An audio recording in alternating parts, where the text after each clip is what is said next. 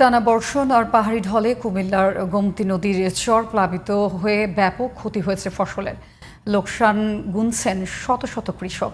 নানা উদ্যোগ আর পরামর্শ দিয়ে কৃষকদের ক্ষতি কমানোর চেষ্টা করছে কৃষি সম্প্রসারণ অধিদপ্তর।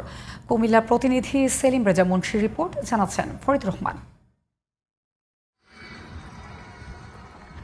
বৈচিত্র্যময় ফসলের উর্বর ভূমি কুমিল্লার গোমতী নদীর চর। কুমিল্লা সদর, বুড়িচং, ব্রাহ্মণপাড়া, দেবিদ্বার, মুরাদনগর ও তিতাস উপজেলার চর ঘিরে সারা বছর স্বপ্নবনে কৃষক। সাম্প্রতিক টানা বর্ষণ আর পাহাড়ি ঢলে গোমতী নদীর পানি বেড়ে প্লাবিত হয়েছে দুপাশের চর।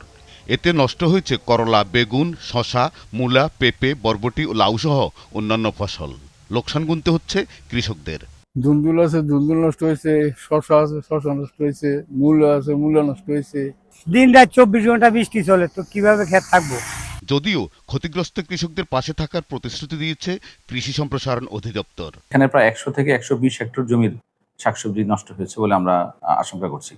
তো এই ফসলগুলোকে আমরা আমাদের কৃষকদেরকে আবার ফিরে আনার জন্য, যদি বন্যার পানি জলাবদ্ধতা কেটে যায় বা পানিগুলা নামানো যায় সহজে, তাহলে আমরা আবার শাকসবজি উৎপাদনে ফিরে আসতে পারবো। গোমতীর চরে উৎপাদিত সবজির স্থানীয় চাহিদা মিটিয়ে চলে যাচ্ছে দেশের বিভিন্ন প্রান্তে। Farid Rahman, GTV news.